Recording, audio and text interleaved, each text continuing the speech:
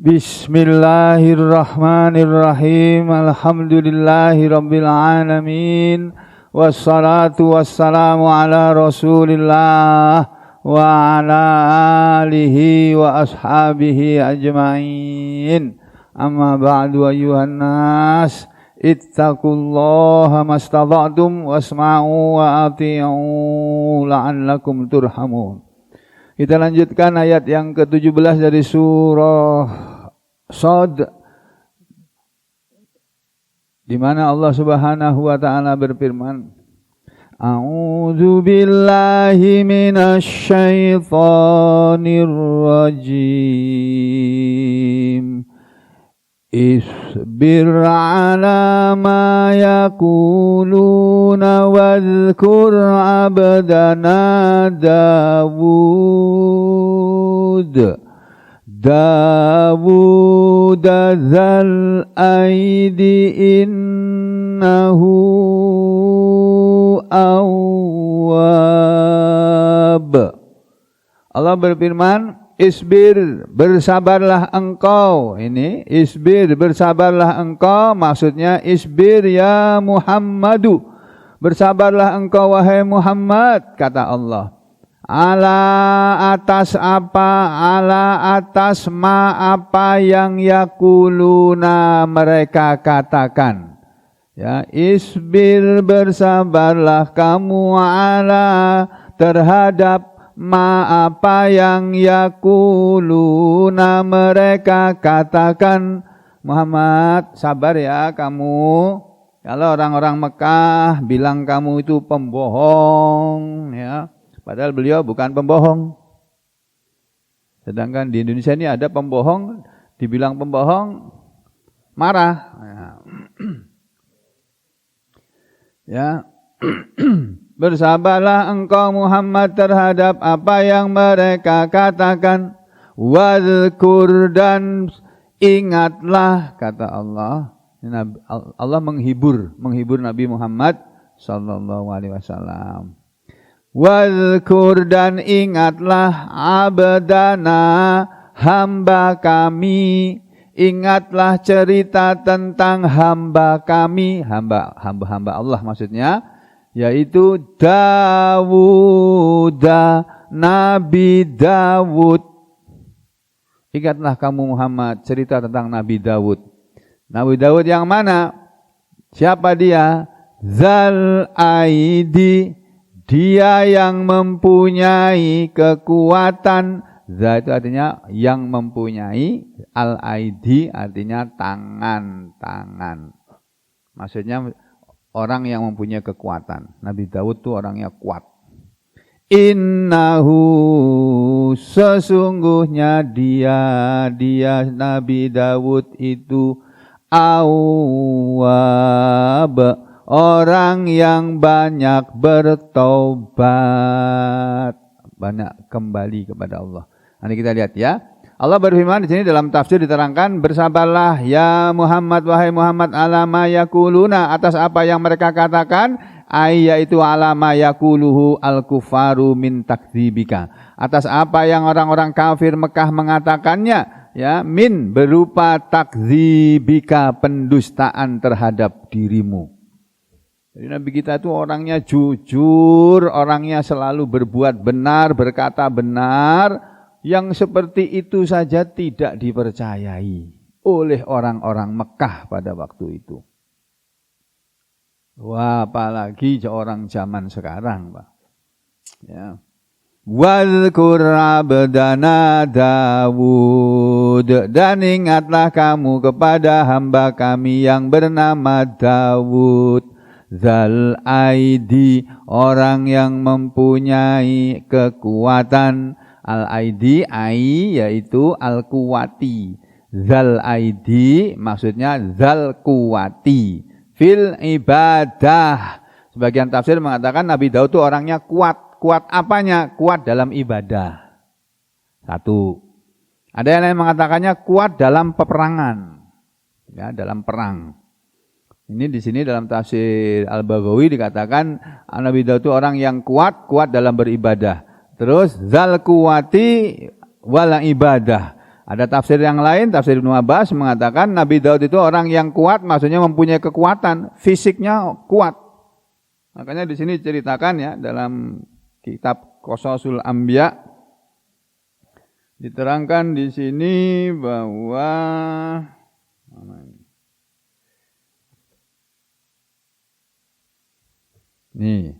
Nabi Daud adalah orang yang memiliki keahlian dalam melempar batu dengan ketapel. Tapi ketapelnya zaman dulu bukan seperti ketapel kita begini, Pak. Ketapelnya itu gede gini, Pak.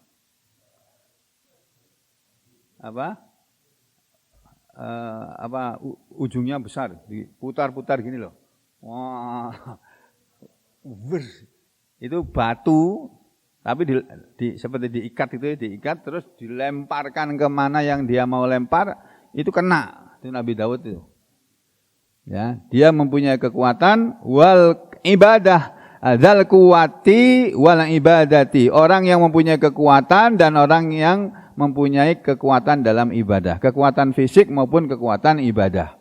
Dalam tafsir Jalalain dikatakan yaitu Nabi Daud itu dzal aidi, maksudnya dzal quwati fil ibadati. Dia Nabi Daud adalah orang yang kuat dalam ibadah, sehingga karena adalah Nabi Daud itu yasumu, suka berpuasa yauman sehari, wa yuftiru yauman, dan beliau berbuka puasa sehari. Jadi Nabi Daud tuh puasanya hari ini puasa, besok enggak puasa, hari ini puasa, besok enggak puasa. Itu yang dikenal dalam syariat Nabi kita, puasa Daud alaihi salam. Itu Nabi Daud kalau puasa kayak gitu, Pak. Sehari puasa sehari. Itu selama hidupnya, Pak. Enggak cuma setahun 2 tahun, selama hidupnya. Jadi kalau sampai mau puasa Daud ya harus konsekuen. Kalau enggak juga enggak usah, jangan coba-coba. Apalagi kayak saya ini. Saya itu ibadah yang paling berat buat saya itu puasa. Beda sama Pak Wahid nih. Ya. Kalau saya itu puasa itu ya datangnya lemes itu, wah lemes bener. Ya, walaupun masih bisa ditahan ya, tapi Nabi Daud itu Masya Allah sehari puasa, sehari enggak puasa selama hidupnya beliau. Terus wa yakumu, dan beliau suka berdiri sholat nisfal laili, separuh malam. Separuh malam dipakai untuk sholat tuh Nabi Daud tuh. Jadi sholat tahajudnya berapa rakaat tuh enggak tahu sudah. Nah, menurut para ulama ahli fikih, salat tahajud itu menurut imam madhab ya, rakaatnya tidak dibatasi, terserah kau mau berapa salat, berapa rakaat. Lah Nabi kita itu salat malamnya 11 rakaat. Nah cuma 11 rakaatnya Nabi itu, 4 rakaat itu beliau sholatnya panjang sekali, lama sekali. Kemudian 4 rakaat lagi beliau panjang sekali. Kemudian 3 rakaat sholat sunat witir. Nah, saudara boleh 11 rakaat, tapi rakaat pertama baca surat Al-Baqarah sama surat Ali Imran. Berdiri sambil sholat gini. Misalnya bawa mushaf atau bawa HP gitu ya. HP tapi yang ada Qur'annya gitu. Allahu Akbar. Baca alhamdulillah selesai, terus mulai. Baca Alif Lam Mim. Dzalikal kitabul la raiba fihi hudan lil muttaqin. Sampai selesai Al-Baqarah, sambung lagi An-Nisa, Ali Imran. Sambung lagi An-Nisa, sudah 3 surat selesai baru sampai ruku. Nah, itu salat tahajudnya Nabi. Yang cuma 11 rakaat. Nabi Daud sholatnya itu separuh malam, wayanamu, dan beliau tidurnya sulusahu. Ya. Kadang-kadang beliau sholat separuh malam, berarti tidurnya juga separuh malam. Wayanamu, dan beliau kadang-kadang, dan beliau itu suka tidur sulusahu, sepertiga malam atau 2/3 malam. Wayakumu, dan beliau bangun sudusahu. Jadi kadang-kadang separuh malam, kadang-kadang 1/3 malam, atau 2/3 malam, atau 1/6 malam. Paling sedikit 1/6 malam. Jadi kalau malam itu kan dihitung mulai maghrib. Mulai maghrib itu jam 6, taruhlah gitu ya, sampai subuh. Subuhnya jam 4 lebih. Jam 6, 7, 8, 9, 10, 11, 12 ya, 1, 2, 3, 4. Nah, 10 jam ini satu malam. 1/6 malam berarti 10 bagi 6 berapa? 2 jam ya. 1 jam setengah ya. Nah, sampean sholat tahajud paling sedikit 1 jam setengah. Kalau mau ngikutin Nabi Dawud. Tuh. Lalu disampaikan sebuah hadis an Abdullah bin Amr dari sahabat Abdullah bin Amr radhiyallahu an, qala Abdullah bin Amr berkata, qala telah bersabda Rasulullah sallallahu alaihi wasallam. Ini sabda Rasulullah sallallahu alaihi wasallam. Inna ahabbas siyami, sesungguhnya yang paling tersukai dari puasa, puasa yang paling tersukai ilallahi kepada Allah, maksudnya puasa yang paling disukai oleh Allah adalah siyamu Dawud, puasa Dawud. Wa ahabbas sholati, dan sholat yang paling disukai ilallahi oleh Allah adalah sholatu Dawud, sholatnya Nabi Dawud. Di mana kana, kata Rasulullah, adalah Nabi Dawud itu yasumu yauman, suka berpuasa sehari, wa yuftiru, dan berbuka puasa yauman sehari. Wa kana, dan adalah beliau itu yanamu, seringkali tidur nisfal laili, separuh malam. Wa yakumu, dan beliau bangun sulusahu, di 2/3 malamnya atau di 1/3 malamnya. Wa yanamu, dan beliau seringkali kalau tidak 1/3 malam, yanamu, beliau tidur sudusahu, 1/6 malam. Ya, begitu. Ini yang dimaksud in zal aidi Dawud, zal aidi Nabi Dawud yang mempunyai kekuatan. Nah, ini ya dikatakan dzul quwati fil mulk. Ada tafsir yang lain, Nabi Dawud itu orangnya kuat sehingga dia suka melemparkan ketapel gede gitu. Dan itu yang dengan ketapel itulah dia berhasil membunuh Jalut. Ya, Jalut dibunuh oleh Nabi Dawud hanya dengan ketapel. Padahal Nabi Dawud itu kecil orangnya, pendek. Jalut itu kayak raksasa. Gwadi gitu. Tingginya mungkin berapa kali lipatnya. Tapi dilempar sama Nabi Dawud sekali kena tempat yang mematikan, dengan izin Allah ya, mati. Tuh. Ya.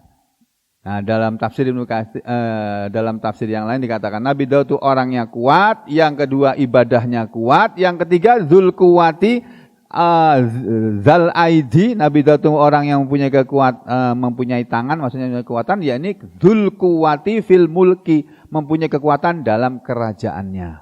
Nabi Daud kan akhirnya menjadi raja, ya. Nabi Daud sudah jadi nabi terus jadi raja sekali. Nah, tuh.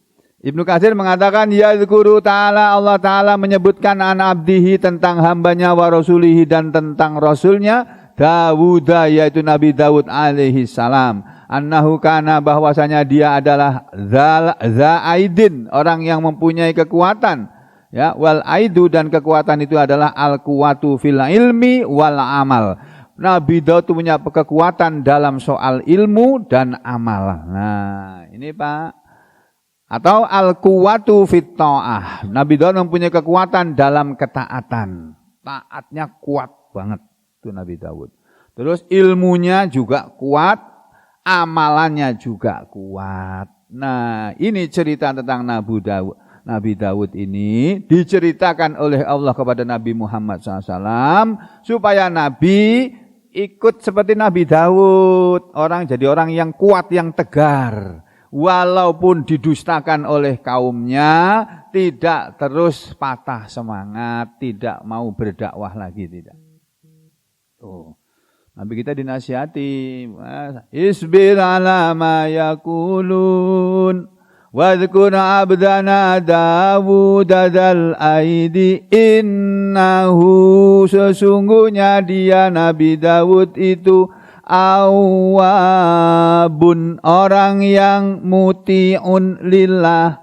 Awabun artinya muti'un lillah, orang yang taat kepada Allah. Mukbilun ila ta'atillah, orang yang selalu menghadapkan dirinya kepada ketaatan terhadap Allah. Nah, kita semua mestinya begitu, Pak, Bu. Jadi orang berusaha mendidik diri kita, melatih diri kita menjadi orang yang bisa taat kepada Allah, gitu loh. Itu tujuan hidup kita sebenarnya untuk itu. Dari hari ke hari ini kita dilatih, digembleng oleh Allah dengan perintah-perintahnya dan larangan-larangannya, sehingga nanti di akhir hayatnya kita sudah mencapai puncak kekuatan kita dalam ibadah, ketakwaan kita. Nah, ini awwab, tafsir Jalalain mengatakan rojaun ila mardotillah. Nabi Daud itu orang yang awwab, yakni orang yang suka kembali kepada keridhaan Allah. Jadi yang dipikirkan oleh Nabi Daud itu bagaimana caranya Allah itu ridho, gitu. Itu mestinya kita juga seperti itu, menjadi orang yang dalam hidup ini bisa membuat Allah itu ridho. Ridho itu seneng gitu loh, Pak. Ridho itu ya sampean tahu tak ridho, tahu ya. Ridho itu sudah masuk bahasa Indonesia, dari bahasa Arab. Jadi kalau Allah ridho sama kita, sudah cukup sudah. Orang se-Indonesia ini benci sama kita, asalkan Allah ridho, pilih Allah ridho, sudah. Ya. Sebaliknya saudara disukai oleh orang se-Indonesia, tapi Allah murka sama sampean, celaka sampean. Nah, kita jangan cari ridhonya manusia. Belajar seperti itu. Mencari ridhonya manusia itu mencari senangnya manusia. Bagaimana supaya orang senang? Jangan. Kita hidup berusaha bagaimana Allah senang gitu kepada kita. Kadang-kadang kalau kita mencari keridhaan Allah, ada manusia yang enggak senang sama kita. Sebaliknya juga begitu, kalau kita mencari senangnya manusia, mencari ridhonya manusia, Allah gantian yang enggak senang sama kita. Kamu kok hidup kok cari ridhonya dia? Yang kasih hidup kamu siapa? Yang kasih makan kamu siapa? Yang kasih rezeki kamu siapa? Apa orang itu? Kok kamu bisa senang sama orang itu loh? Oh, bohong gitu kok. Kamu suka itu loh.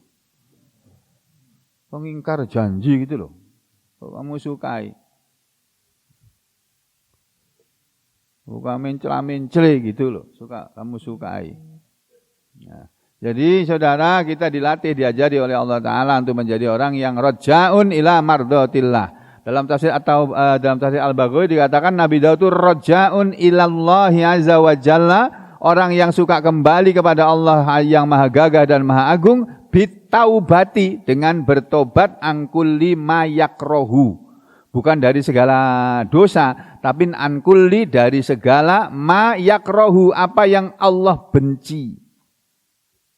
Jadi yang dibenci oleh Allah, Nabi Daud tidak mau menjalaninya. Walaupun Allah tidak melarang, tapi Allah benci, tidak mau Nabi Daud. Larangannya enggak ada, tapi Allah benci yang seperti itu, Nabi Daud enggak mau. Itu ya. Allah tafsirnya juga mengatakan awwab itu artinya mutiun, orang yang taat. Demikian juga dalam tafsir Ibnu Katsir dikatakan wa innahu, dan sungguhnya Nabi Daud itu kana adalah awwaban wa huwa ar-raja. Awwab adalah dia itu ar-raja'u, kembali, selalu kembali ilallahi azza wa jalla, kepada Allah yang maha dan maha agung, fi jami'i umurihi wa su'unihi, dalam semua urusannya dan dalam semua perkaranya dan urusannya. Jadi dalam segala urusan selalu ingat Allah, selalu kembali kepada Allah. Nah, kita belajar menjadi manusia yang seperti itu, Bapak, Ibu dan saudara sekalian. Nah, jadi mau apa-apa itu selalu ingat sama Allah. Mau makan juga harusnya kita ingat sama Allah. Apalagi makanannya enak-enak. Aduh, Masya Allah. Bismillahirrahmanirrahim. Wah, ini minuman nih. Dikasih minuman gratis ini. Bismillahirrahmanirrahim. Aduh. Teman sudah minum tadi kan di luar tuh rame-rame kan? Nah, sekarang gantian aku. Bismillahirrahmanirrahim.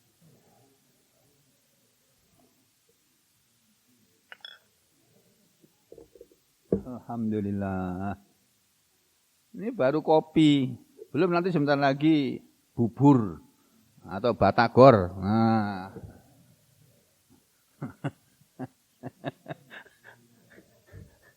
Ya. Atau apa lagi? Masya Allah, Masya Allah. Selalu kita ingat sama Allah, sehingga ketika kita mendapat nikmat, jangan lupa bilang Alhamdulillah. Kemarin sudah dibacakan hadisnya kan. Wa khairud du'a, dan sebaik-baik doa alhamdulillah adalah alhamdulillah. Ucapan alhamdulillah itu doa loh itu Pak. Segala puji milik Allah. Sampai dagang, dapat orang datang, orang beli itu alhamdulillah. Jangan lupa. Tapi seringkali kita lupa kan? Ya. Jual nasi goreng ini Pak, ini masih jualan enggak Pak? Masih jualan enggak Pak? Maksudnya datang orang alhamdulillah. Jangan lupa Pak, datang 1 alhamdulillah, datang lagi 2 alhamdulillah, datang lagi 3, datang 100 alhamdulillah 100 kali Pak. Gitu. Ya, jadi dengan begitu kita dapat pahala di akhirat, dapat kenikmatan di dunia. Begitu. Nah, gini kita bacakan cerita tentang Nabi Daud. Sebentar ya. Panjang ceritanya ini Pak. Di sini ada bukunya ya. Di sini ada ini.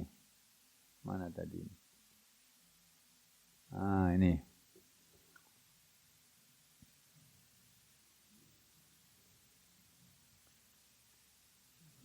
Qissatu Dawud alaihi salam.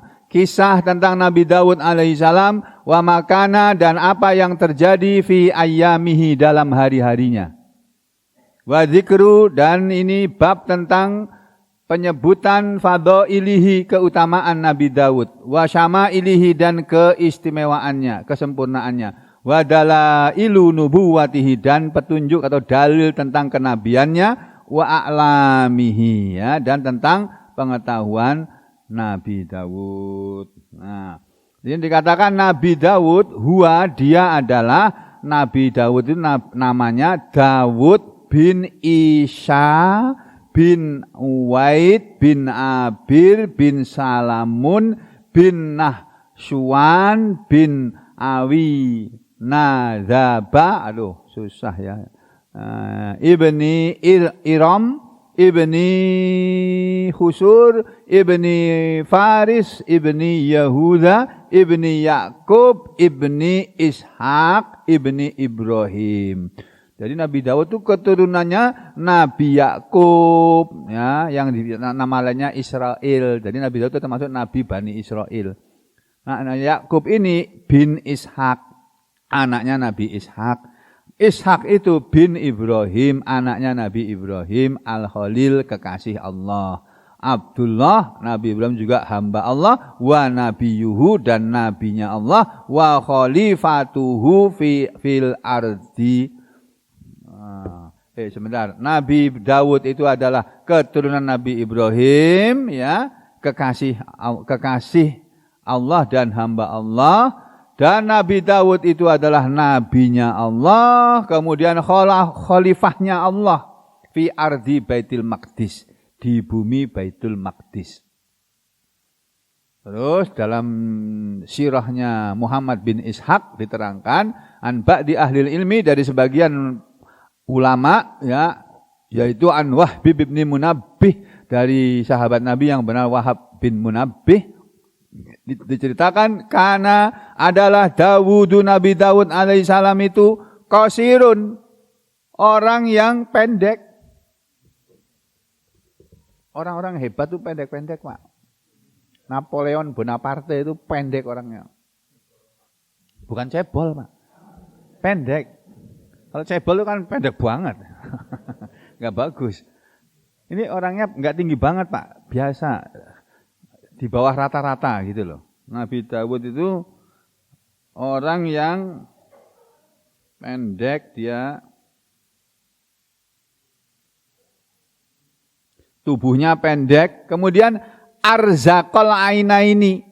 Arzaqo biru, al ainaini kedua matanya, bermata biru. Maksudnya ya kayak orang barat itu loh, ya. Kemudian qalila sya'ri, sedikit rambutnya. Tapi walaupun rambutnya pendek, ya tipis, matanya biru, tubuhnya pendek, tahirul qalbi, hatinya suci. Itu hatinya bersih. Ya. Wanakihun, dan hatinya itu ya suci, bersih suci. Kemudian dikatakan Dalam ceritanya Nabi Daud itu ya tuqaddima telah didahulukan cerita tentang Nabi Daud, annahu bahwa Nabi Daud lama qatala Jalut, ketika dia telah membunuh Jalut, wa kana qatluhu lahu, dan adalah caranya Nabi Daud membunuh Jalut itu fi madzakara Ibnu Asakir, dalam hadis yang diriwayatkan dari Ibnu Asakir diceritakan di sini ya, Allah mengumpulkan pada Nabi Daud ya sebagai raja, yang kedua sebagai nabi yang Allah melimpahkan kepadanya kebaikan dunia dan akhirat. Dia seorang raja dan nabi. Oh, Pak, udah raja, nabi sisan. Masya Allah ya. Kalau sekarang ini presiden nabi sisan, tapi nggak ada presiden kok nabi. Nggak ada presiden kok kayak nabi, nggak ada. Presiden kebanyakan kayak Fir'aun itu ya. Kebanyakan presiden itu seperti Fir'aun. Kebanyakan presiden loh ya, sampean jangan salah paham, marah sama saya nanti sampean. Aku bilang kebanyakan presiden itu kayak Fir'aun itu. Yang seperti Nabi Daud, nggak ada. Ya, jadi diterangkan di sini dalam surat Al-Baqarah ya, dalam surat Al-Baqarah ayat 251 ya. Itu cerita tentang bagaimana Nabi Daud membunuh Jalut. Itu nanti ada ceritanya, ini dia.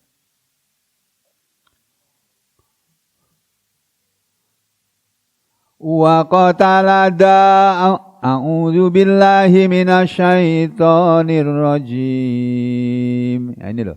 Fajtama'a fi Daud, maka Allah mengumpulkan pada diri Nabi Daud hadza wa hadza, kenabian dan kerajaan, raja. Jadi nabi Allah dan sekaligus rajanya Allah. Kama qala ta'ala, sebagaimana telah berfirman Allah Ta'ala, a'udzu billahi minasyaitonir rajim. Wa qatala Dawudu Jalut wa atahu Allahul mulka wal hikmah wa 'allamahu mimma yasha' walaula daf'ullahin nasa ba'dahum bi ba'd la fasadatil ardu walakinallaha dzu fadlin 'alal ibad 'alal alamin. Jadi Nabi Dawud telah membunuh Jalut. Jalut ini raja, dia raja, tapi raja Bani Israel, tapi bengis, kejam. Ya, dia akhirnya dibunuh oleh Nabi Dawud. Wa atahullahul mulka, dan Allah telah memberi kepada Nabi Dawud kerajaan. Bukan hanya kerajaan, wal hikmah, dan pengetahuan yang namanya al-hikmah. Orang kalau sudah diberi hikmah itu, Pak, orang yang diberi hikmah itu orang yang diberi ilmu agama dan dia beramal dengan ilmunya itu. Selalu memegang teguh ilmu yang dia tahu itu. Itu orang yang sudah diberi ilmu dan dia sabar menjalani ilmu, menjalani agama, menjalani ilmu dan menjalani agama itu sabar. Nah, kita juga mestinya begitu, sabar. Kalau sampean nggak sabar, nggak bisa datang ke sini lagi sampean. Sampean mau datang ke sini kan karena masih punya sabar. Masih ada rasa sabar dalam hati. Kalau sudah nggak sabar, malas sampean. Ngapain sih ke sana? Cuma buang-buang waktu. Habis itu disuruh sedekah lagi, suruh sedekah lagi.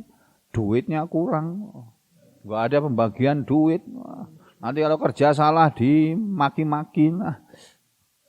Kalau nggak sabar, selesai kita. Nah, saudara, sabar itu sangat perlu jadi bekal kita hidup. Ya. Nabi Dawud itu diberi oleh Allah al-mulka, kerajaan, dan al-hikmah. Wa 'allamahu, dan Allah mengajarinya mimma yasha', dari apa saja yang Allah kehendaki. Lalu Kenapa terjadi perang antara Nabi Dawud dengan Jalut? Ya ini. Walaula daf'ullahin nasa ba'dahum bi ba'din. Dan kalau tidak karena penolakan Allah terhadap manusia, sebagian dari manusia dengan sebagian dari manusia. Jadi kadang-kadang Pak, manusia ini hidup, ini oleh Allah dibuat supaya tarung. Allah kan seperti dalang. Kita ini cuma wayangnya saja. Seperti loh ya, cuma enggak sama dengan. Jadi Allah itu perumpamaannya seperti dalang yang memainkan wayang. Jadi makhluk Allah itu ya dimainkan oleh Allah semaunya Allah. Kadang-kadang ada permainan yang Allah bikin dalam kehidupan manusia ini, ba'dhum bi ba'din, sebagian manusia dengan sebagian manusia ini saling menolak. Ada manusia membawa kebaikan, membawa kebenaran. Oh, manusia yang lainnya menolak. Itu. Nah, itu terjadi pertentangan kan antara yang membawa kebenaran dan yang membawa kejahatan atau kebatilan. Kalau tidak karena Allah mau menolak ya pada manusia ini sebagian kejahatan manusia dengan kebaikan manusia, kalau tidak karena itu la fasadatil ardu, niscaya rusaklah bumi ini. Jadi dunia ini akan rusak kalau ada orang jahat dibiarkan berbuat jahat, tidak ada yang melawan. Dunia ini akan rusak. Makanya Islam mengajarkan kita amar ma'ruf nahi mungkar. Menyuruh orang kepada yang baik, mencegah orang dari yang mungkar. Nah, sekarang lagi heboh di negara kita ini mengenai undang-undang ITE. Ya, saat yang sebagian kata Presiden, kalau memang undang-undang ITE itu akan mencederai keadilan, ya direvisi saja. Silahkan kritik. Nah, pemerintah ini perlu kritik yang keras. Yang satunya bilang, kritik-kritik apa? Orang baru kritik ditangkap. Orang baru kritik sedikit ditangkap. Bagaimana mau kritik? Sampai Yusuf Kala aja takut mengkritik. Wakil Presiden, mantan Wakil Presiden aja sampai takut mengkritik. Kenapa? Ya takut ditangkap. Itu. Yang satunya bilang, kritik saja. Gitu. Nah, kritik saja nanti kau tangkap. Gitu. Nah, jadi saudara, itu manusia kayak begitu itu.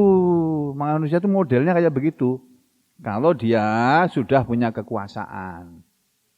Nah, Islam mengajari kepada kita, kalau kita diberi kekuasaan, gunakan kekuasaan itu untuk melindungi seluruh orang yang berada dalam kekuasaannya dari keburukan, bukan hanya keburukan duniawi, tapi sampai keburukan ukhrawi, keburukan akhirat. Itu yang diajarkan oleh Islam. Jadi kalau saudara jadi pejabat, lindungi rakyat ini, jangan sampai berbuat yang membahayakan mereka di dunia sampai di akhirat sana. Bukan hanya menjaga keselamatan dunia, tapi keselamatan akhiratnya juga dijaga. Ya. Ya, kemudian Allah mengatakan walakinnallaha dzu fadlin 'alal 'alamin. Akan tetapi Allah itu mempunyai karunia kepada orang di seluruh alam. Ya, ini Pak. Jadi Nabi Daud itu adalah seorang nabi Allah dan sekaligus raja dari Allah. Seandainya kerajaan atau pemerintahan ini yang tidak didirikan di dunia, seandainya di dunia ini tidak ada pemerintahan, tentu manusia yang kuat akan memakan yang lemah. Ini cerita zaman dulu orang sudah berpikir seperti itu, Pak. Dan sekarang ini di era-era manusia yang di seluruh dunia ini menjalani apa yang mereka sebut demokrasi, itu dalam alam demokrasi, dalam ilmu demokrasi atau apa namanya gitulah, ilmu kenegaraan, ilmu tata negara, itu memang disebutkan bahwa pemerintahan itu, negara itu dibentuk untuk melindungi seluruh rakyat, untuk menjamin kehidupan seluruh rakyat yang ada di negara itu. Seluruh rakyat, bukan hanya yang sugih-sugih aja yang dijaga, yo penny dipelihara, bukan. Yang miskin-miskin itu terutama. Oleh sebab itu terdapat keterangan dalam hadis, kesultanan merupakan perlindungan Allah di dunia. Islam mengajarkan seperti itu. Ya. Ini di sini ada anunya. Keterangannya ya. Mana ya? Jadi yang namanya kekuasaan, kesultanan, kalau zaman dulu kan sultan, raja gitu kan, kalau sekarang presiden. Yang namanya kekuasaan atau kerajaan itu merupakan perlindungan Allah di dunia ini. Penguasa yang ada di muka bumi ini dalam Islam disebut khalifah. Wilayah kekuasaan khalifah disebut khilafah. Ya, kekhilafahan. Kekuasaan. Tapi kita bicara khilafah dilarang. Apa sih? Bicara yang lainnya enggak apa-apa. Bicara khalifah enggak ada apa sih? Kenapa kok orang melarang-larang kayak gitu loh? Heran kita ini. Padahal yang diajarkan oleh Allah lewat Taurat, lewat Injil, lewat Al-Qur'an sama. Bahwa pemerintahan ini diadakan untuk menjaga rakyat, melindungi rakyat, mensejahterakan rakyat, dan itu di undang-undang dasar kita pun ada itu kayak begitu itu. Ya. Nah ini jadi mestinya kita kembali ke sana. Amirul Mukminin Hasan. Nanti ada di depannya ini. Mana tadi? Qala Amirul Mukminin. Waduh. Nah ini ya. Jadi ini yang tadi saya bilang ini ya. Walihada ja'a fi ba'dil asar, dan sungguh karena ini telah datang dalam sebagian asar. Asar itu kan riwayat yang dikutip dari sahabat kepada sahabat yang lain. As-sultanu zillullahi fi ardihi. Yang namanya kekuasaan itu adalah perlindungan Allah di buminya.